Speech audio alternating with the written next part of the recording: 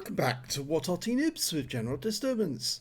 This is a T95, it's a Tier 9 American tank destroyer.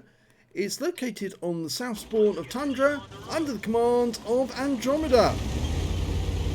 It's a rather colourful T95. Union flag on the fuel tanks. Anyway, T95 is armed with a 155mm gun if it's got the top one, and it has 750 alpha penetrating 276mm of armour, the Doom Turtle.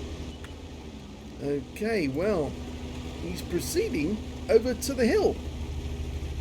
It's quite a slow tank destroyer, this one. In fact, actually, as many of you know, if you've seen the documentary by Sofilein, it's actually two tank destroyers in one, basically, because the T95 is basically a T28 with an extra set of tracks on each side.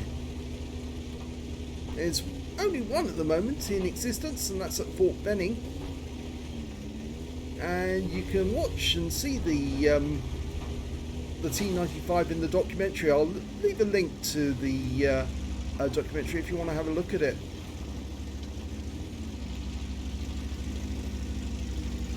Oh, it's very, very painfully slow up this slope. It doesn't have a very high top speed. I think it's about 20 kilometers an hour if I remember correctly.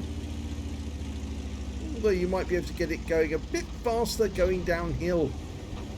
Well, his teammates are pulling away from the hill, mostly because they know that the T95 will withstand a lot of hits so long as they don't hit the weak spots. And those weak spots are those cupolas and between the tracks, the lower plate.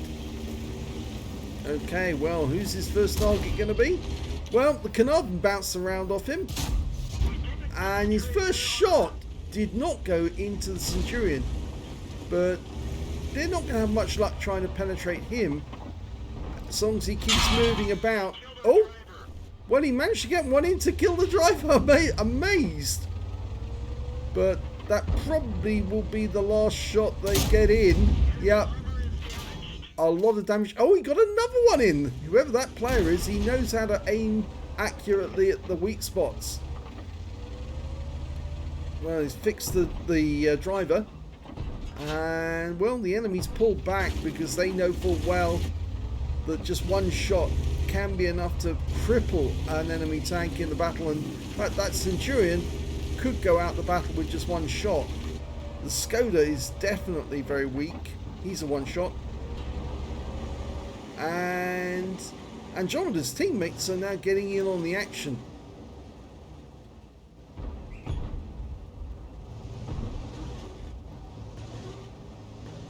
He's quite content to sit here for the moment and watch as they take on those guys. But in fact, actually, he does want some damage, so he's decided to go around them. Had to push the Object 430 out the way to do it. And now the enemy's hiding because they know that that big gun is looking at them. So now will be the time for him to start moving forward. Yep. Because the enemy can't come out from behind those rocks without getting shot like that. And there goes the T-54 first prototype. Who's next? Oh, Striv dies to the Heshbon. And the TVP, well, if he pokes out, he's going to be next.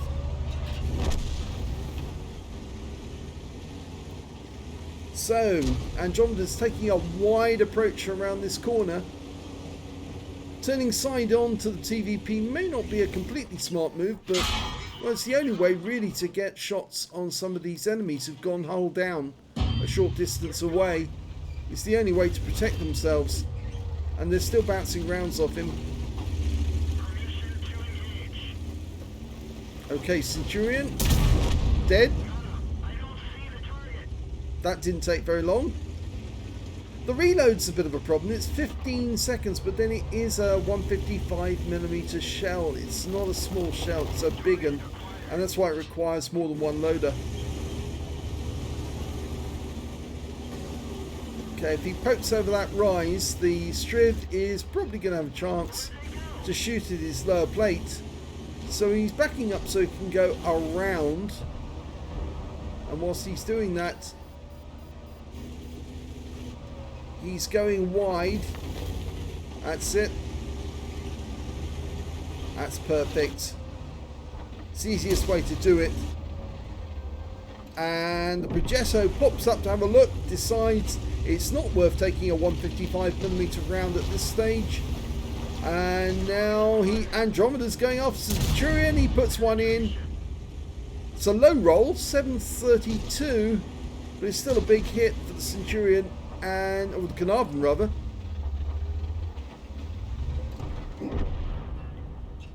And that's the end of the Carnarvon. Simple as that. Well, there's a Skoda T50 there. He's next. Just waiting for the reload to complete. That guy, all he can do now is hide, and that's not going to help him. And so Andromeda's off moving again. Object 432 in the distance, that's the rear mounted turret version. I think he's going to ignore that one. I was looking at it though, just to should I or shouldn't I. There's some serious opposition over on the bridge. That's the Death Star, the FB215B183. He's the tank which can fire HESH rounds, or rather the tank destroyer I should say, can fire HESH rounds. And the Striv 103B, the tier 10 Swedish tank destroyer, is relocated, and there he is in the distance. Very difficult shot because he's trying to hide. He's using his siege mechanic to actually go hull down in a big way, just showing the gun only when he wants to have a shoot, but he can't stay there forever because he's got tanks advancing on him, and instead Andromeda's going after the Death Star. You see the top of the turret, but that's all he needs, and that guy's out the game.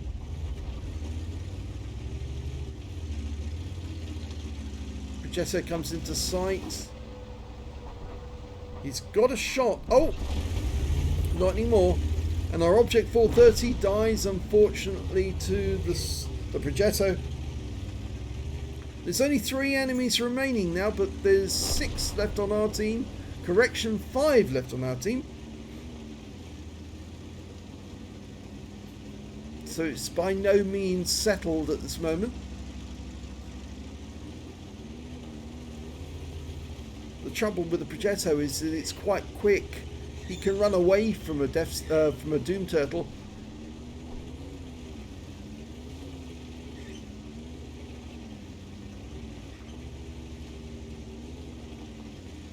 Got some of the other members of the team are trying to clear up the remainders, and they're hunting for them in the south.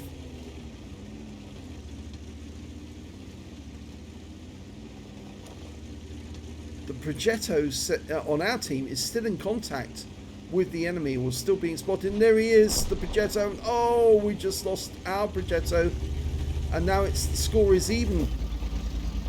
So yes, it wasn't as settled as we thought it might be, and Andromeda's decided to turn around and go round the other way, because that AMX 1390, if he starts to engage the Progetto around that corner, now you can't go through that way, you won't be able to get through. Not without difficulty. Oh, it's going to flip you over the edge. No, it's going through the gap. Oh, he did manage to get through.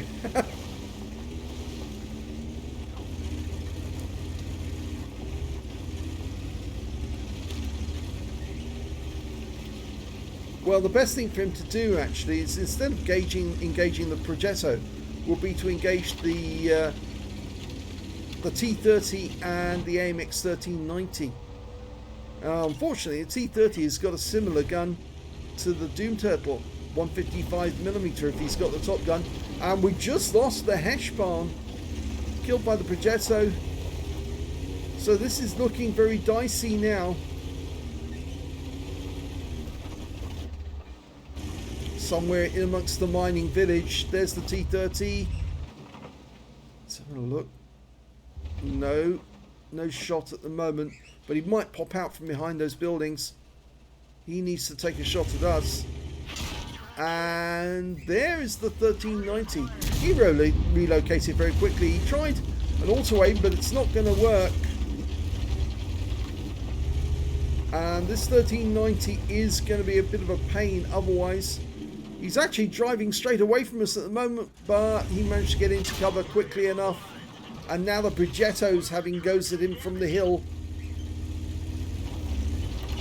Pretty sure that's where those shots came from.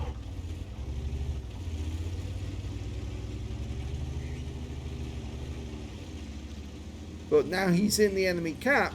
They are going to have to come to him to get resets. And there goes the 1390. The standard B got him, but the standard B gets taken out by the Progetto. And now it's Andromeda all alone, facing two opponents, including that T30. He's front on to the Progetto, but the problem is that T30's got the bigger gun. So yes, he's parked his rear up against the rock, which is the safer alternative. He's just got to anticipate where the enemy's going to come from.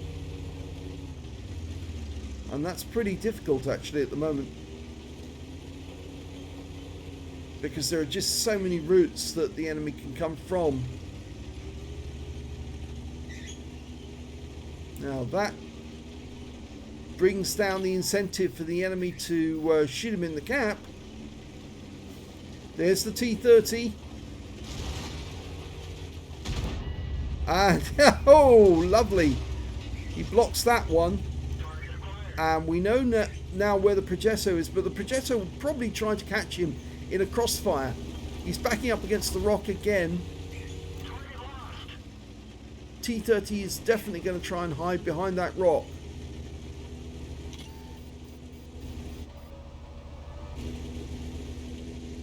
Don't back up too much onto the bridge, because then the Progetto can shoot you around the corner. He's using these wrecks for cover as well. Nice.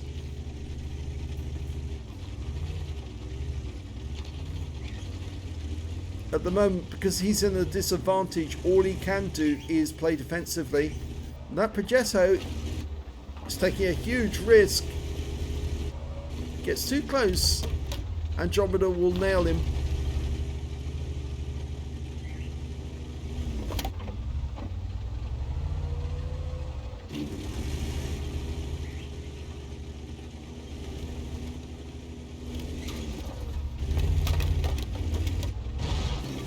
T30's trying a different angle. He's pulled away so he can get a crossfire, and the Progetto's tracked him and it's going to continue tracking him. He fires at T30 and gets the kill. That's a very quick auto aim and kill on the T30. But now it means it's only the Progetto, and the Progetto, well, he's backing away. He went down to that corner hoping they could shoot from underneath the bridge or down from the river. It's too late now for him to cap, so capping's out the question. Can't complete a cap. So one of them's going to have to kill the other. And I suspect that the reason why the Progetto is pulling away is that he knows full well that a cap can't be completed, and therefore he's settling for a draw.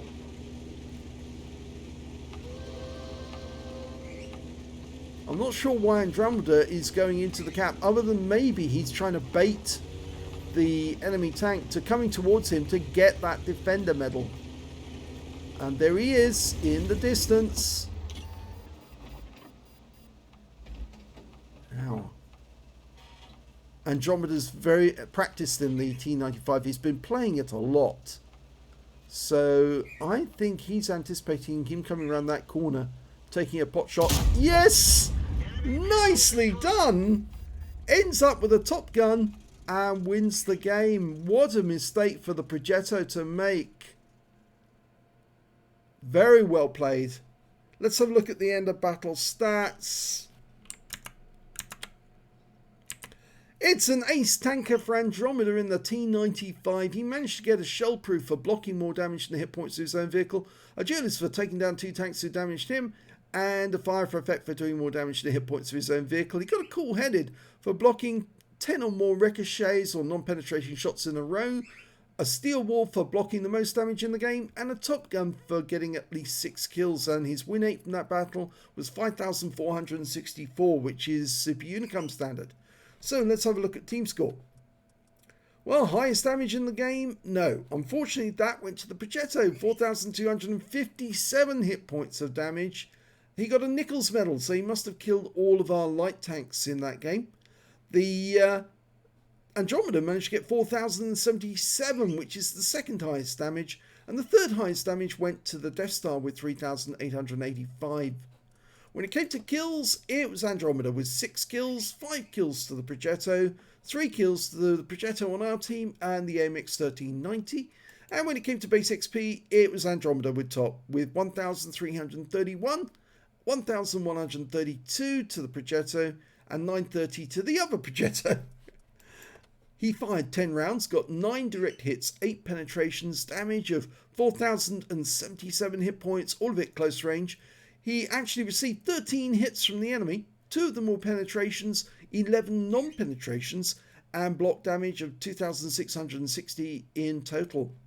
He spotted 1 enemy vehicle, damaged 6 of the enemy, killed 6 of the enemy, and did 84 hit points of damage assistance, plus he got 44 capture points while he was in the cap. That technique of baiting the Progetto to come out from where he was to get a defender medal seemed to work, although at the moment the Progetto was killed, he was actually driving quite quickly.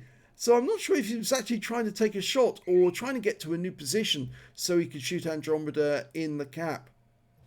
He earned 54,845 credits, got 50,000 credits from completing the mission, total 104,845 credits. After repair and ammunition resupply, he took away 77,533 credits profit. He got 2 bonds for the medals, the steel wall and the top gun, and 1,996 XP times 4 on this occasion, took away 7,986 experience points altogether. As he said, it was a real nail biter and a master with 3 medals. It was a nail biter because the trouble was that with the situation as it was, there was very little chance of him actually getting those shots on the enemy to get the win, and effectively the enemy gave it away because the T-30 exposed himself and Andromeda was lightning quick to put a round into him. And the Progetto, again, he was aiming directly at the right spot, and the Progetto didn't have to come out from behind that building to get a draw. All he had to do was sit there, but he wanted that defender medal, so he relocated, and the moment he went past the gap, Andromeda nailed him and won the game. So correctly judging exactly what the enemy would do, and as a result, he picks up a win. If you enjoyed that replay, please give this video a like and do subscribe to our channel, please. And thanks for watching.